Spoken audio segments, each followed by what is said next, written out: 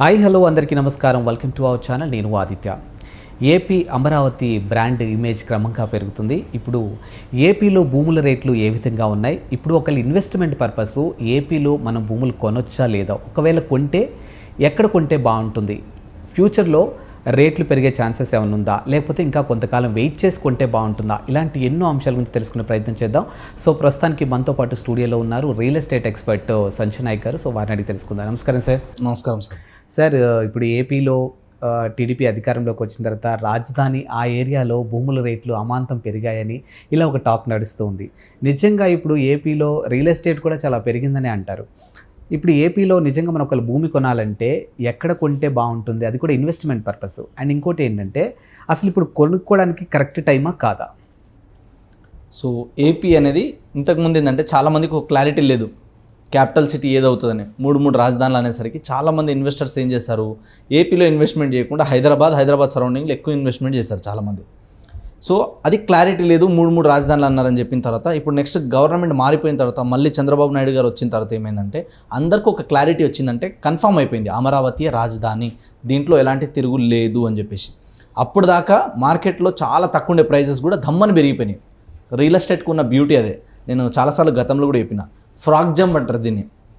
So ఎప్పుడైనా కానీ 2-3 సంవత్సరాలు 4-5 సంవత్సరాలు కూడా ఒక ఏరియాలో రేటు పెద్దగా పెరగదు, కానీ ఆ తర్వాత దమ్మని ఒకటేసారి పెరిగిపోతుంది.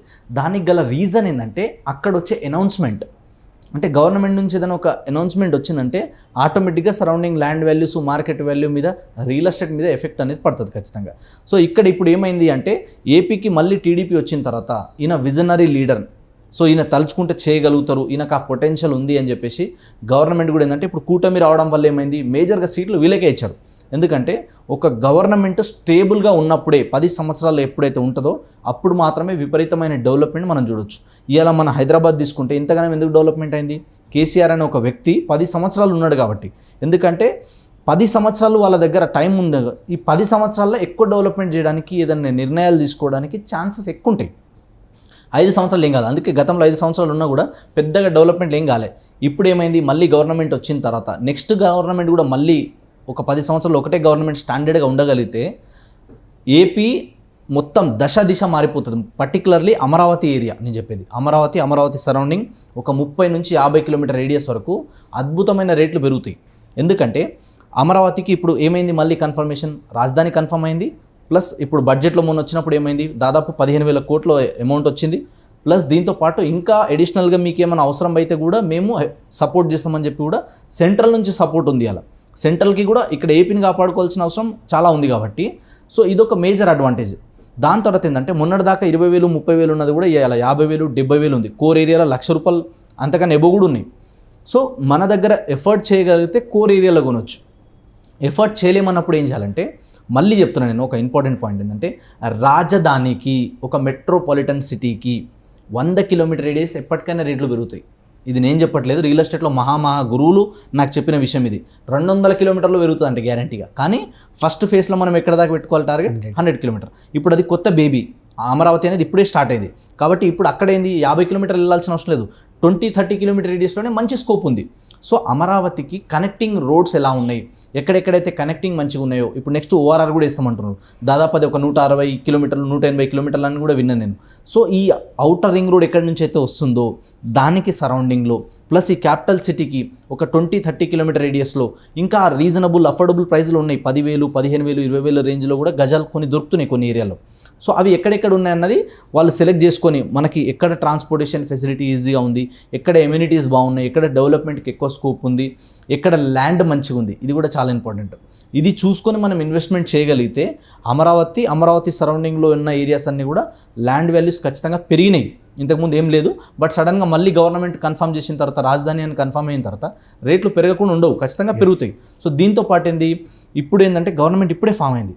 సో నెక్స్ట్ ఇంకా ఏమంటున్నారు, వేరే రాష్ట్రాలు వేరే దేశాలు కూడా తిరిగి అక్కడ నుంచి ఇన్వెస్ట్మెంట్స్ అన్ని ఇక్కడ తీసుకొచ్చి ఇక్కడ ఇండస్ట్రీస్ ఎంప్లాయ్మెంట్ జనరేట్ చేసే విధంగా మేము హెల్ప్ చేస్తాం. సో దానివల్ల ఏమవుతుంది, సరౌండింగ్ ల్యాండ్ వాల్యూస్ పెరగడమే కాదు, ఎంప్లాయ్మెంట్ ఆపర్చునిటీ పెరిగిపోతుంది. ఎంప్లాయ్మెంట్తో పాటు మేజర్గా పెరగాల్సింది ఇన్ఫ్రా పెరుగుతుంది. ఎప్పుడైతే ఇన్ఫ్రాస్ట్రక్చర్ పెరుగుతుందో మీరు రాసి పెట్టుకోండి, ఎక్కడైతే డెవలప్మెంట్లు అయితే అక్కడ జనాలు వస్తారు. కానీ చాలామంది ఏమనుకుంటారంటే జనాలు ఎప్పుడైతే వస్తారో అప్పుడు బాగా డెవలప్ అవుతుంది అనుకుంటారు. కాదు, డెవలప్మెంట్ మీరు చేస్తే జనాలు ఆటోమేటిక్ వచ్చేస్తారు. సో ఇది బిల్డర్లకి డెవలపర్లకి చాలా బాగా తెలుసు. అందుకే వాళ్ళు ఏం చేస్తారంటే ముందు చూపుతోనే తక్కువలో ఉన్నప్పుడే వాళ్ళు మొత్తం ల్యాండ్ ఆక్యుపై చేసుకొని వాళ్ళు ల్యాండ్ ప్రొక్యూర్ చేసుకున్న తర్వాత వాటిని మెల్లిమెల్లిగా డెవలప్మెంట్ చేస్తారు. ఇలా అమరావతి చుట్టుపక్కల తీసుకోండి, విపరీతమైన గ్రోత్, సేల్స్ బాగా జరుగుతున్నాయని కూడా మాకు తెలిసిన బిల్డర్లు అసోసియేషన్ వాళ్ళు చెప్పారు. సో అమరావతియే కాదు, అమరావతి నుంచి 30 కిలోమీటర్ రేడియస్, దీంతో పాటు నెక్స్ట్ అమరావతి లాగా పొటెన్షియల్ ఎక్కడెక్కడ ఉంది అలాంటి ఏరియాస్. ఇప్పుడు లైక్ మనకు వైజాగ్ ఉంది, వైజాగ్లో మంచి పొటెన్షియల్ ఉన్న ఏరియా, కొన్ని నెల్లూరు ఉన్నాయి, తర్వాత వచ్చేసి కొన్ని తిరుపతి లాంటి ఏరియాస్ ఉన్నాయి. ఎక్కడైతే మనకి ఎంప్లాయ్మెంట్ స్కోప్ ఉందో, విజయవాడ ఉంది, గన్నవరం ఉంది, ఇట్లా ఈ ఏరియాస్ ఎక్కడెక్కడైతే ఉన్నాయో అలాంటి ఏరియాస్ అంటే ఎమర్జింగ్ ఏరియాస్, ఎక్కడైతే ఏది డెవలప్మెంట్ వచ్చినా రాకపోయినా ఈ ఏరియా ఖచ్చితంగా డెవలప్మెంట్ అవుతుందని ఉంటుంది కదా. అంటే ఎప్పుడు వస్తుంది అది, జనాలు ఎక్కువ రావడానికి పోవడానికి కనెక్టివిటీ రోడ్స్ కానీ, ట్రైన్ ఫెసిలిటీస్ కానీ, ఎయిర్పోర్ట్స్ కానీ వీటికి దగ్గరలో ఉంటే, ఒక 100 కిలోమీటర్ రేడియస్లో ఉంటే, లేదా రాజధాని, ఎందుకు రాజధాని అనేది మొత్తం రాష్ట్రాన్ని శాసిస్తుంది అక్కడ నుంచే, కాబట్టి ఆ రాజధానికి దగ్గరలో ఉన్నాయి. అలాంటివి ఎప్పుడైనా ఎక్కువ గ్రోత్ అవడానికి స్కోప్ ఉంటుంది. దీంతో పాటు ఏంటంటే ఎంప్లాయ్మెంట్ ఇండస్ట్రీస్ ఎక్కడెక్కడ ఉన్నాయి, ఎక్కడైతే ఆల్రెడీ మనకి మంచి స్కోప్ ఉంది, ఆల్రెడీ చాలామంది ఇక్కడ వచ్చి ఉంటున్నారు అన్నప్పుడు అలాంటి సిటీస్ని, కాలనీస్కి, టౌన్స్కి, సిటీస్కి దగ్గర ఉన్నప్పుడు Tier 1, Tier 2, Tier 3, Tier 4 cities అని ఉంటాయి. అంటే 1,00,000 జనాభా కన్నా ఎక్కువ ఎక్కడైతే ఉన్నారో, ఎక్కడైతే మున్సిపాలిటీస్ ఉన్నాయో అలాంటి ఏరియాస్కి మనం దగ్గర ఉంటే ఎక్కడైనా సరే ఖచ్చితంగా అప్రిషియేషన్ వస్తుంది. అండ్ అమరావతికి ఇంకా డెవలప్మెంట్కి ఎక్కువ స్కోప్ ఉంది, ఇప్పుడే స్టార్ట్ అయింది కాబట్టి రానున్న రోజుల్లో విపరీతమైన గ్రోత్ అనేది వస్తుంది. బట్ ఇమ్మీడియట్గా ఓవర్ నైట్ అవ్వదు, ఎందుకంటే లాస్ట్ 4-5 years బ్యాక్ ఇన్వెస్ట్మెంట్ చేసిన వాళ్ళు ఇలా మంచి అప్రిషియేషన్లో ఉన్నారు, ఇలా వాళ్ళకి మంచిగా పెరిగింది. సో నెక్స్ట్ నేనేమంటా అంటే నెక్స్ట్ ఇంకొక 5 to 10 years మీరు వెయిట్ చేయగలిగితే ఇంకా అద్భుతమైన రిటర్న్స్ వస్తాయి.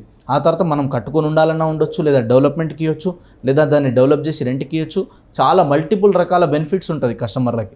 కాబట్టి అమరావతి సరౌండింగ్ ఎక్కడ ఇన్వెస్ట్మెంట్ చేసినా ఇప్పుడు మీకు 20 నుంచి 30 కిలోమీటర్ రేడియస్లో తక్కువ బడ్జెట్లో వస్తున్నాయి, అక్కడ ఇన్వెస్ట్మెంట్ చేయండి. ఇన్వెస్ట్మెంట్ చేసి వెయిట్ చేయండి. అంతేగాని మళ్ళీ ఇది అవుతుందో లేదో, ఇక్కడ డెవలప్మెంట్ కాకపోతే ఎట్లా, అట్లా కాకపోతే ఎట్లా అని ఏం లేదు. ఇప్పుడు ఏ గవర్నమెంట్ మారినా ఒకసారి అమరావతి ఫైనల్ అయిపోయింది, ఒకసారి స్టార్ట్ అయిపోయిందంటే ఇక దాన్ని ఆపనికి లేదు ఇప్పుడు. ఎందుకంటే గతంలో చాలామంది చూస్తారు, సో జనాలు కూడా విసిగిపోయి వాళ్ళు ఫిక్స్ అయిపోయారు. ఎందుకంటే రాజధాని లేనిది ఎన్ని రోజులు ఉంటుంది రాష్ట్రం అని చెప్పేసి కూడా చాలామంది ఇబ్బంది పడ్డారు. ఇప్పుడు క్లారిటీ వచ్చేసి ఇప్పుడు వర్క్ స్టార్ట్ అయింది, సెంట్రల్ గవర్నమెంట్ నుంచి ఫండ్ వచ్చినాయి కాబట్టి దీంట్లో ఎలాంటి మార్పులు ఉండవు. ఇంకా ఏ పార్టీ గెలిచినా కూడా రాజధాని అనేది సేఫ్. కాబట్టి రాజధాని నుంచి 30-40 కిలోమీటర్ రేడియస్లో మీ బడ్జెట్ ఎక్కడైతే సహకరిస్తుందో, కోట్లలో ఉంటే ఎకరాలలో కొనండి, లేదా కనీసం ఎకరాలలో కాకపోతే మనం గజాలలో అయినా కొని పెట్టుకోవాలి.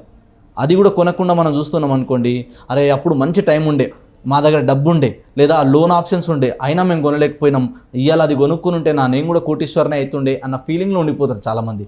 కాబట్టి ఇప్పుడు మనం కొంచెం డేర్ చేసి ఇన్వెస్ట్మెంట్ చేయగలిగితే ఫ్యూచర్లో అద్భుతమైన రిటర్న్స్ వస్తాయి, దానికి ఎలాంటి డౌట్ లేదు. అమరావతి సరౌండింగ్ అయితే అద్భుతమైన రిటర్న్స్ పెరగడానికి స్కోప్ ఉంది. Thank you sir. Thank you.